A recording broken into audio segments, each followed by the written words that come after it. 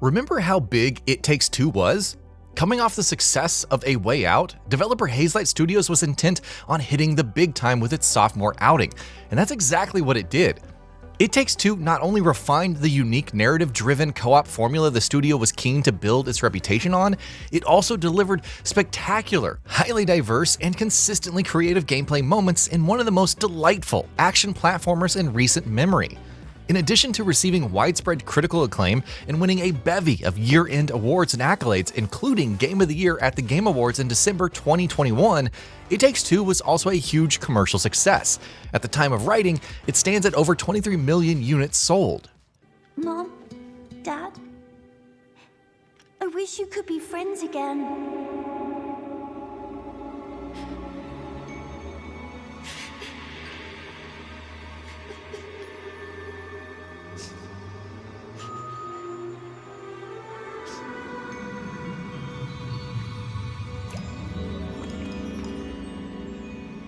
Given that context alone, it's not a huge surprise that Split Fiction is taking off the way that it is.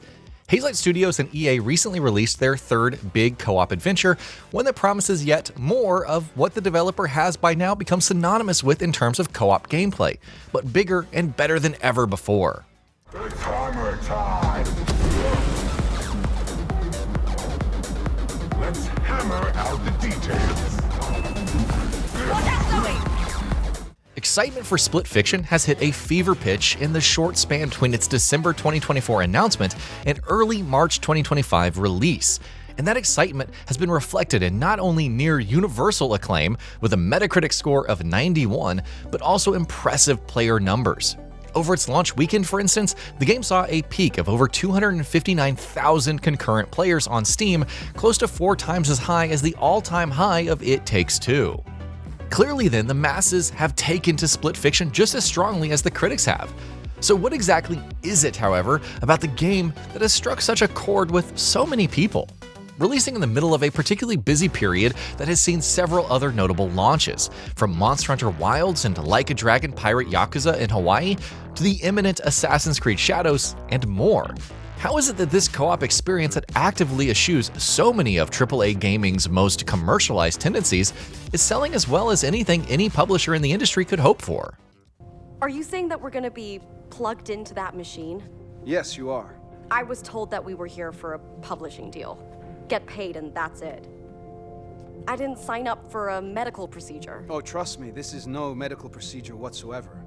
Just try to relax and you'll enjoy the experience. Obviously, reason 1 through 10 are it's a really good game, as the ridiculously positive reviews and eye-wateringly high review scores may have given away.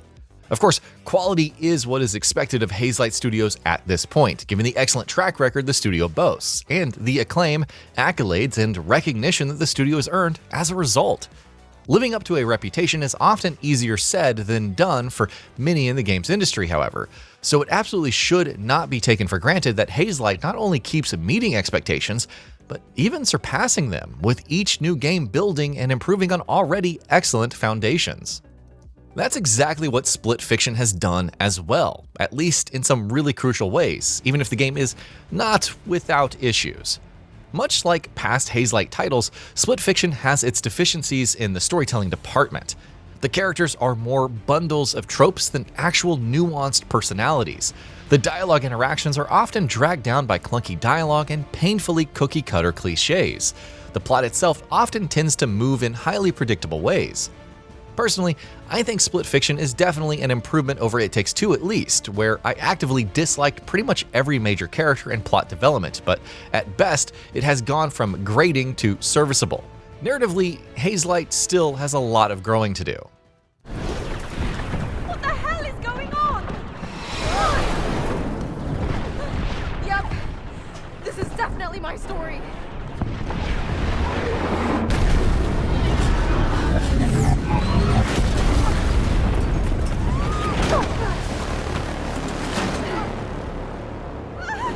But many have found those issues rather easy to ignore purely on the back of the game's gameplay and design strength, and honestly, it's easy to see why.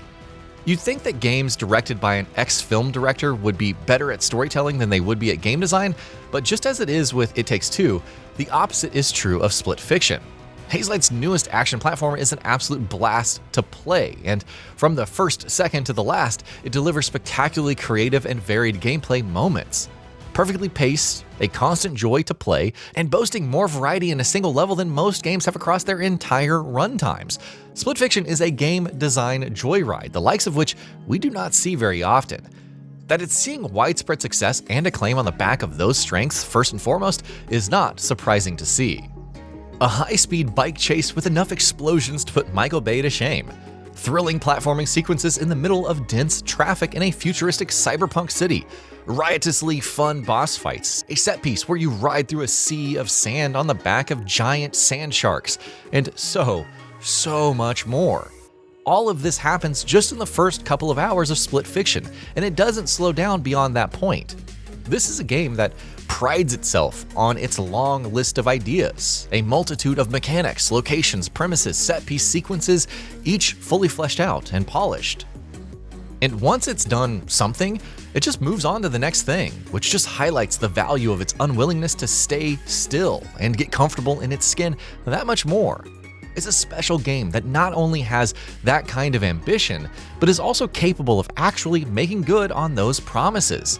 The level of mechanical polish and thoughtfulness in design that Split Fiction boasts across the board may be easy to take for granted given the developer's prestige, but it cannot be overstated just how impressive of an accomplishment it is. 3 games in, and Hazelight Studios doesn't seem to be running out of ideas or creativity by any stretch of the imagination, and on the contrary, is still delivering co-op gameplay unlike anything else we've ever seen.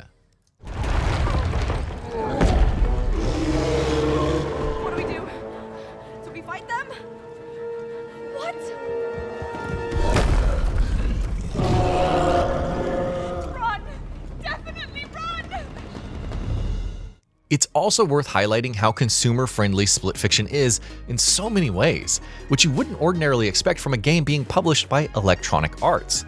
The flag bearer of Hazelight's popular practices has long been the Friends Pass, which has unsurprisingly made a return with Split Fiction, once again allowing 2 players to play the game with just a single purchase. What's more, this time around, the Friends Pass also supports crossplay, which means you can buy a copy on, say, PlayStation, and get a friend on Xbox or Steam to play with you just by sending an invite to your game, as long as you're both signed in with a connected EA account. It works exactly as smoothly and as easily as it should, and that lack of friction is doubtless going to attract plenty of players. And let's not forget the fact that this is a $50 game, which might be costlier than any of Hazelight's previous titles, but is a noticeably cheaper price point than the vast majority of modern releases, especially in the AAA space. After having impressed the industry at large with progressively improved landmark co-op gameplay experiences in the form of A Way Out and It Takes Two, Hazelight Studios has now delivered what feels like the ultimate realization of its unique brand of co-op with Split Fiction. So to see the game getting the widespread praise and recognition that it so clearly deserves is heartening to see, to say the very least. Where the studio will go from here, it's going to be interesting to see. But in the here and the now, Split Fiction deserves a tip of the hat and then some.